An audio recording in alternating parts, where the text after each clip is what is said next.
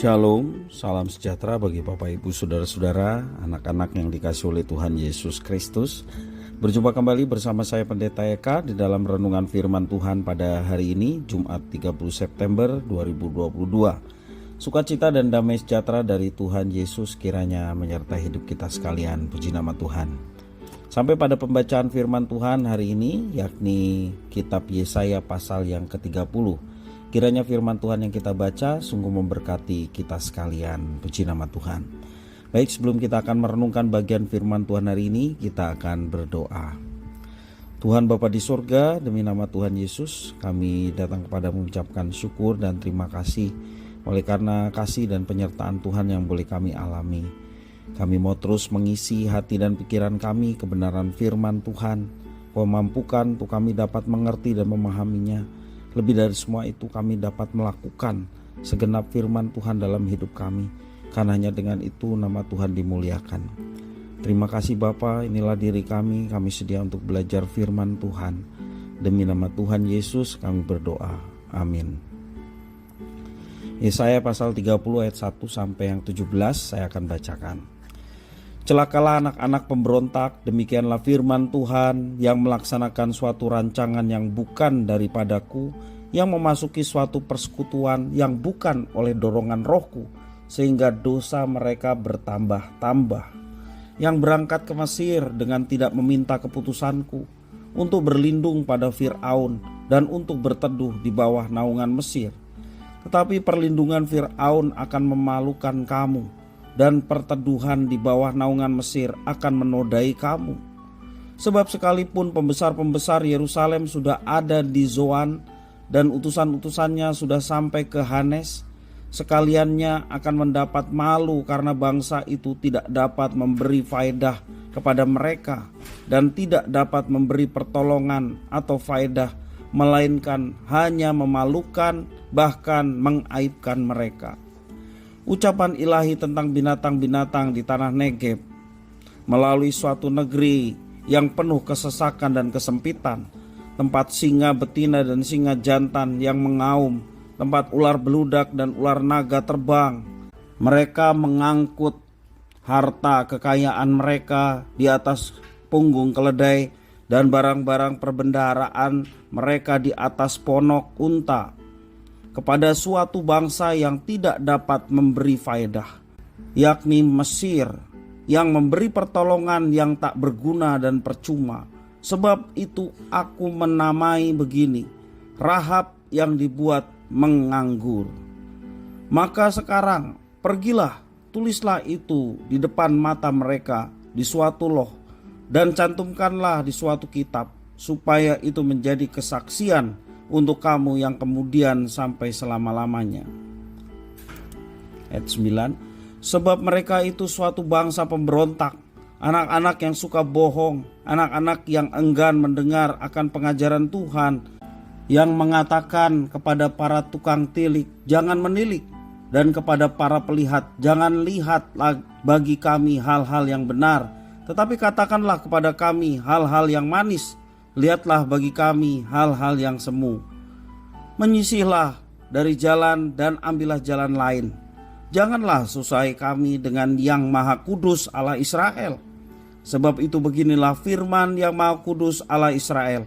Oleh karena kamu menolak firman ini dan mempercayakan diri kepada orang-orang pemeras dan yang berlaku serong dan bersandar kepadanya, maka sebab itu bagimu dosa ini akan seperti pecahan tembok yang mau jatuh, tersembul ke luar, dan tembok yang tinggi yang kehancurannya datang dengan tiba-tiba dalam sekejap mata. Seperti kehancuran tempayan tukang periuk yang diremukan dengan tidak kenal sayang, sehingga di antara remukannya tiada terdapat suatu kepingan yang dapat dipakai untuk mengambil api dari dalam tungku atau mencedok air dari dalam bak. Sebab beginilah firman Tuhan Allah yang Maha Kudus Allah Israel, dengan bertobat dan tinggal diam kamu akan diselamatkan. Dalam tinggal tenang dan percaya terletak kekuatanmu, tetapi kamu enggan. Kamu berkata, bukan kami mau naik kuda dan lari cepat, maka kamu akan lari dan lenyap. Katamu pula, kami mau mengendarai kuda tangkas, maka para pengejarmu akan lebih tangkas lagi. 1000 orang akan lari melihat ancaman 1 orang. Terhadap ancaman 5 orang kamu akan lari, sampai kamu ditinggalkan seperti tonggak isyarat di atas puncak gunung dan seperti panji-panji di atas bukit. Bapak, Ibu, saudara-saudara yang dikasihi oleh Tuhan, bagi orang yang tidak bisa berenang, tercebur di kolam yang dalam adalah pengalaman yang menakutkan. Orang itu tentu membutuhkan pertolongan. Namun supaya dapat ditolong, dia harus tenang. Dia harus mendengarkan dan menurut petunjuk yang menolongnya. Kepanikan hanya menambah bahaya baginya. Yehuda sedang panik. Di tengah krisis, mereka sibuk mencari pertolongan dengan caranya sendiri. Mereka memutuskan untuk berlindung pada bangsa lain yang mereka pikir lebih kuat daripada bangsa penyerang. Mereka mencari perlindungan kepada bangsa Mesir dan melupakan Tuhan Allah, sumber kekuatan dan perlindungan bagi mereka. Padahal Tuhan menginginkan agar mereka tetap tenang, mereka tetap percaya kepada Tuhan yang berkuasa atas segala sesuatu. Firman Tuhan yang datang kepada mereka mengingatkan bahwa berharap kepada bangsa Mesir dan kekuatan perangnya hanya akan membuat mereka malu, sebab Mesir tidak akan berdaya menghadapi Asyur. Allah menyebut mereka sebagai anak-anak pemberontak. Sebab sekalipun mereka adalah anak-anak Tuhan, tetapi mereka tidak mau dengar-dengaran suara Tuhan yang datang melalui nabinya. Justru mereka membungkam dan mengusir nabi itu yang membawa firman Tuhan. Saat Allah meminta mereka tinggal tenang dan berharap kepadanya, Yehuda justru sibuk dengan kepanikannya.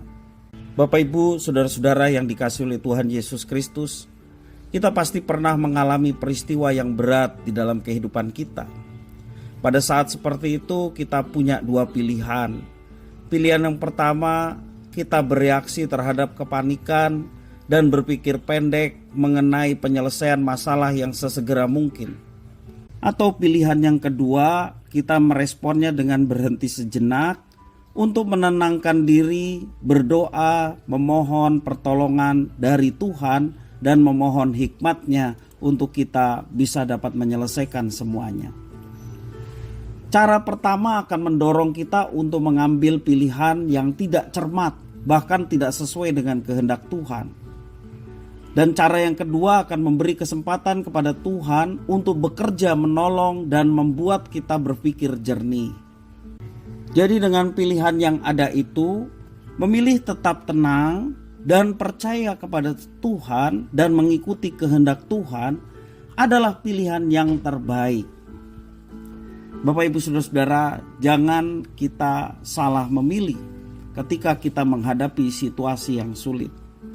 Seperti bangsa Israel telah memilih yang sama, bersandar dan mengandalkan bangsa Mesir, dan Tuhan tidak berkenan atas semua apa yang dikerjakan oleh Yehuda. Dan itu mendatangkan malapetaka atas mereka. Mari kita memilih senantiasa dekat dengan Tuhan, sehingga kita diberikan ketenangan, kita diberikan kreativitas, kita diberikan kemampuan untuk mengatasi oleh karena hikmat Tuhan yang dicurahkan atas kita.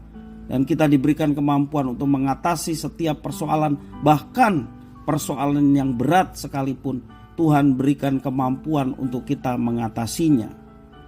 Seperti Rasul Paulus mengajarkan kepada kita, segala perkara dapat kutanggung di dalam Dia yang memberi kekuatan kepadaku. Filipi 4 ayat 13. Segala perkara, apapun persoalan, seberat apapun, firman Tuhan mengajarkan, dapat ditanggung oleh orang percaya. Artinya orang percaya diberikan kemampuan untuk mengatasinya. Karena siapa? Karena Tuhan yang memberi kekuatan kepada setiap anak-anaknya yang bersandar dan tenang dan mengandalkan Tuhan dalam segala sesuatu. Mari kita andalkan Dia, sebab Dengan mengandalkan Dia, kita tidak akan kecewa, kita mendapatkan kekuatan, bahkan kekuatan untuk mengalahkan setiap persoalan-persoalan yang ada di dalam kehidupan kita. Kiranya firman Tuhan memberkati kita sekalian. Mari kita berdoa. Tuhan Bapa di surga, terima kasih atas firman Tuhan. Kami mau tetap tenang ketika menghadapi persoalan. Kami tidak mau salah melangkah. Kekuatan kami hanyalah Tuhan. Kau yang memampukan kami untuk mengatasi bahkan persoalan-persoalan yang berat yang sedang kami hadapi. Mampukan kami ya Tuhan. Bersama dengan Tuhan kami tenang. Bersama dengan Tuhan kami menang. Karena ada kekuatan yang besar yang Tuhan berikan kepada kami. Terima kasih Bapa, demi nama Tuhan Yesus kami berdoa. Haleluya. Amin.